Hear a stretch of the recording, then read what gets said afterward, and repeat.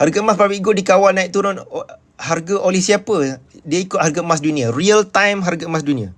Harga emas dunia ni boleh tengok dekat kitco.com. Tapi dekat sini pun boleh. Dia ada lah ni tuan-puan. Naik turun ni. Graf ni.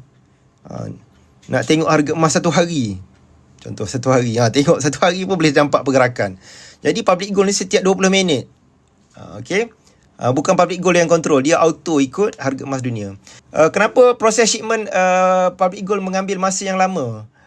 Okay, Cikgu Kai, dia macam ni. Shipment public gold ni, public gold sebenarnya dia kejar standard e-commerce yang lain lah. Macam Lazada, Shopee lah. Tapi, okay, kena ingat. Public gold ni dia proses high value item tau. High value item. Bila public gold pernah tunjuk macam mana proses packaging dia, dia punya packaging tu, nak make sure semua betul ni.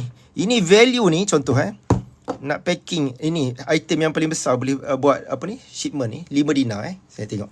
Okey, harga 5 dinar sekarang ni 8,000. Bayangkan public gold nak hantar barang ini nilai dia 8,700 kepada beribu-ribu customer. Agak-agak proses dia mudah tak berbanding dengan ambil parcel yang RM10, RM20 boleh campak sana sini.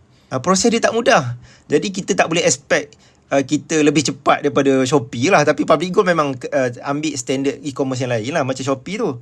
Tapi setakat ni lah feedback public gold dalam masa seminggu kita dah dapat emas lah. Cuma bila orang tengah banyak beli emas, waktu tu dia akan ambil masa sikit lah. Dia akan ambil masa lebih sikit lah untuk sampai. Tapi setakat ni lah public gold ni yang paling cepat lah. Paling cepat untuk emas. Kita bercakap tentang high value item. Jangan kira parcel yang RM10-20 tu. Parcel RM100. Ni parcel, satu parcel nilai dia ni dekat RM9,000 tau.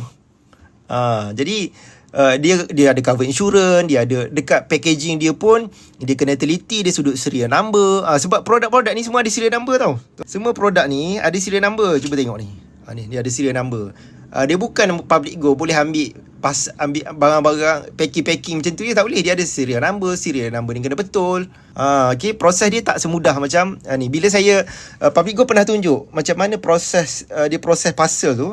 Dan saya dapat feedback daripada peniaga online. Dia kata, complicated dia cakap. Dia kata complicated parcel, nak handle parcel public gold. Dia kata parcel, dia punya parcel, dia pun peniaga online juga. Dia cakap parcel dia longgok-longgok stok kat situ. Kalau tak habis boleh tinggal macam tu je. Besok datang sama balik, dia cakap. Tapi public gold tak boleh. Dia penuh dengan CCTV. Kiri kanan atas bawah semua CCTV untuk kontrol kita punya parcel tu. Okay, bagus soalan Cikgu Kai ni. Jadi supaya at least kita faham lah.